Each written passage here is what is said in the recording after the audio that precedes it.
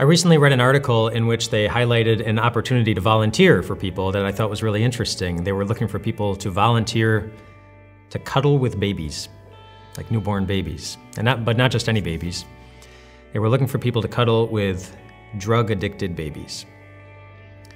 Since the year 2000, the number of babies who are born addicted to drugs because they were delivered by parents who were addicted to drugs has increased by 383% in the United States.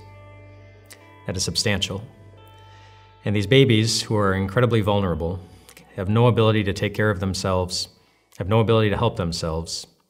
They need to be weaned off the drugs. They need to go through a detox, basically, so that they're no longer addicted to the drugs that are inside their body. And the hospitals have found that one of the things that helps a great deal is very simply having somebody cuddle with the babies and holding them for long periods of time. And so they're looking for volunteers to go to hospitals to do this. And if you're looking to do that, just call your local hospital. They probably have a program that's set up to be able to do that. But they have found that the drug-addicted babies who are held and cuddled for long periods of time, they need less medication and they get out of the hospital a lot sooner than the babies who don't have somebody hugging and cuddling them.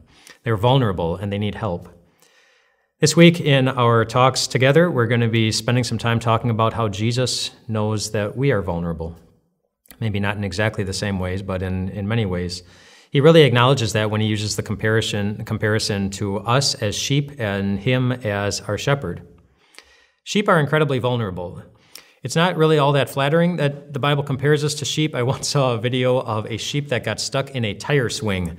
So somehow, I don't know how, it got stuck in this tire swing, and it tried to run out of the tire swing, but instead of getting out of the tire swing, it just went up in the air, and then swung back, and then went up in the air again, and then swung back, and then it finally hit the ground, and then it tried to get out again, and it went up in the air, and it just kept going like this. And I never saw the sheep get free from the tire swing. Maybe the person who took the video finally got them out.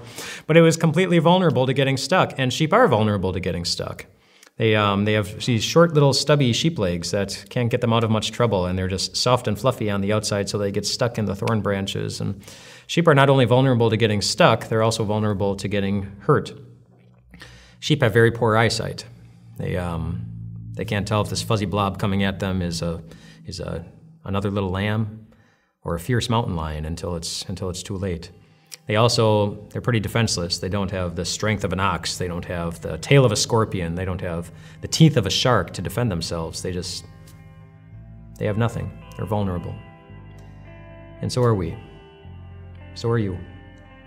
We'll talk a lot about our specific vulnerabilities as we go through the week, but as we get going into this week, and as you think about the ways that you're vulnerable, the times in life that you don't feel safe, I want to leave you with a wonderful verse from the book of Deuteronomy, where it says this.